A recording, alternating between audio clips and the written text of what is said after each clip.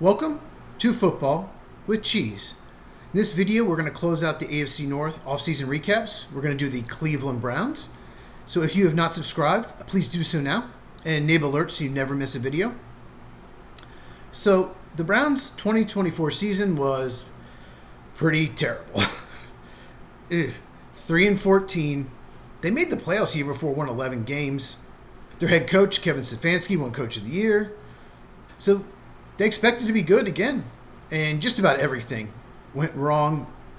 They obviously underachieved. They weren't a 3-win team on paper. Probably the year before they overachieved as well. But the biggest problem is Deshaun Watson has been a disaster. That trade, all they gave up for him, $250 million guaranteed. He tore his Achilles late in the year. Probably just going to be put on IR. I don't know what they're going to do with him. They can't release him because it would destroy their cap. So he's going to have to stick on the roster. But they added 4 quarterbacks in the offseason. We'll get into that in a second. If the Browns had lost one more game, they would have had the first pick and they would have got Cam Ward. Any team that needed a quarterback that was picking first would have taken Cam Ward. We know that. And they drafted 2 quarterbacks. In free agency, the big move they made was they extended Myles Garrett. He asked for a trade. He wanted out. He wanted to go to a winning situation. Here's the problem. Myles Garrett is one of the best pass rushers of all time. He's that elite. You're not going to get value for him in a trade. Even if you got 3 first-round picks, that's not value for Myles Garrett. Because more than likely the team that's willing to give that up is a playoff team, like Washington was interested. You might get the 27th pick, the 31st pick, the 29th pick in the next 3 drafts. That's not value for a player like Myles Garrett. So what did they do? They threw money at him, $40 million a year. So he's like, I'll stay. You paid me. So that was a big move. They had to keep him.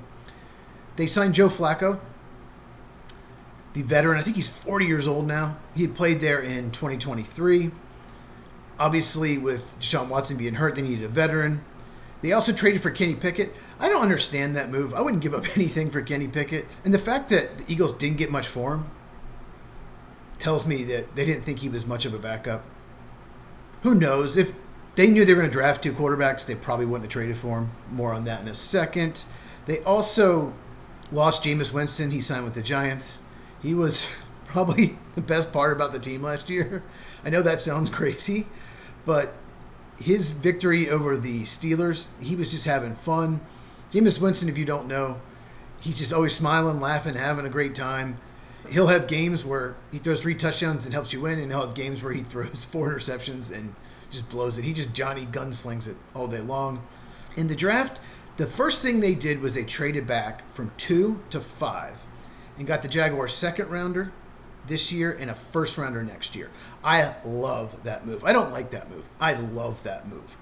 Because the Jaguars, well, it's probably not going to be a top 5 pick. It could be a top 10 pick. Who knows? Jaguars, I don't know what to do with them. I could see them making the playoffs. And I could see them winning 6 games. So we'll see what happens. But that could be a top 10 pick. And they drafted Mason Graham, defensive tackle, Michigan, with that pick. He's always in the backfield. He's just a really, really good player. I don't think he has the upside of a Hall of Fame or anything like that, but he should just be a really good player for a decade. The first pick of the 2nd round, they took Carson Schlesinger, a linebacker from UCLA. The position of off-ball linebacker has been devalued, or Schlesinger would have been a 1st-round pick. He's really good in coverage and blitzing. He's got incredible instincts. Probably needs to improve getting off blocks, but really good pick. Really improved their defense with these picks in Cleveland. Then the next 5 picks were either quarterbacks or running backs / fullbacks. If you count Harold Fannin Jr. as a fullback, I do. I don't think he's a tight end. I think he's a little too small. We'll get into that in a second. They didn't draft an offensive lineman or receiver, which was a little surprising, but maybe the board didn't fall that way. They didn't reach for an offensive lineman like a lot of teams did. With their next 2nd-round pick, they took Quinshon Judkins, running back, Ohio State. They also took a running back in the 5th round, Dylan Sampson from Tennessee. I like both those picks. Sampson is an absolute steal in the 5th round. They already have Jerome Ford, who is a free agent after next year, so they don't have to pay him if they don't want to, because they have Judkins, they have Sampson. So they really improved the backfield. Harold Fannin Jr., who I just mentioned, from Bowling Green in the 3rd round, he's undersized. He showed up about 240 at the combine, but I think he played at 230 at Bowling Green. And that's really where he needs to play because he did not work out well. He didn't run well. But I think he can be a fullback in this league, a receiving fullback. You don't see many of those anymore, but that's how I would use him. They already have David Njoku at tight end. And then they drafted a few quarterbacks. In the third round, they took Dylan Gabriel from Oregon. Now, when they passed on Shedeur Sanders, you thought, okay, Cleveland's not the one to take him. It'll be another team. But in the fifth round, Sanders was still there, so they traded up to get him, and that was the end of their draft. If they love Sanders, if he was their guy, they wouldn't have taken Dylan Gabriel in the third round.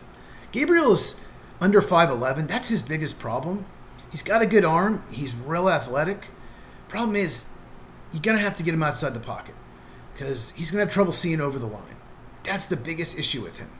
So you have to design the offense kind of like the Cardinals do for Kyle Murray, how the Seahawks did for Russell Wilson. You have to design the offense around that if he's your guy. We'll see. And Sanders, why not fifth round? Take a flyer. Some people had a top 10 grade on him. I did not. But I thought he'd go in the second round. By now, you know the story of Shedeur Sanders, why he fell. I made a video about it. I will link it in one of these boxes at the end. Important players. I'm going to mention Deshaun Watson here because his contract is just really hurting the Browns. They just need to rebuild. And once his contract comes off the books, they should be fine. Just keep drafting well. In the meantime, they had the extra first-round pick next year. DeJuan Jones is important because he's going to play left tackle. Jedrick Willis was not re-signed. Jones has not played well when he's had the chance. That's not your ideal left tackle at all. It might be better off playing Pickett or Flacco and letting the rookies redshirt because the left tackle situation is not good, especially if you play Shedeur Sanders this year because he's more of a pocket quarterback. I would be shocked if they don't use one of those first-round picks on a left tackle next year. The rest of the O-line is a bunch of veterans who are above average or solid. A couple of them used to be really good, but solid across the board, the rest of the offensive line. But left tackle is an issue. They have Jerry Jeudy, wide receiver, who's coming off a very good season. They signed Deontay Johnson in free agency. He's played for 4 teams in less than 2 years. And from what I've heard, he's just not a great locker room guy. The fact that the Steelers just wanted him out and traded him to Carolina, he ends up Houston. But how many? 5 teams? He was on Carolina, Houston, Baltimore. Yeah, 5 teams in less than 2 years. He's good. He's had some really good years for the Steelers.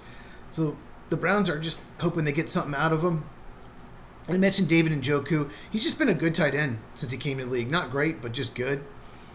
On defense, Denzel Ward, the corner. He didn't have the best year. When he was younger, he was very good. He's still a good player, just not as good as he used to be. And then Devin Bush and Jordan Hicks. I want to mention them. They're their starting linebackers. Really underrated group. Both of them are coming off really good seasons. 2 of the few players on Cleveland that had good seasons.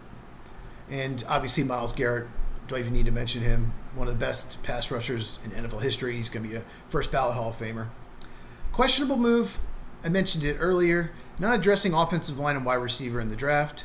Those weren't the strongest positions, and they didn't reach for a tackle like some teams did.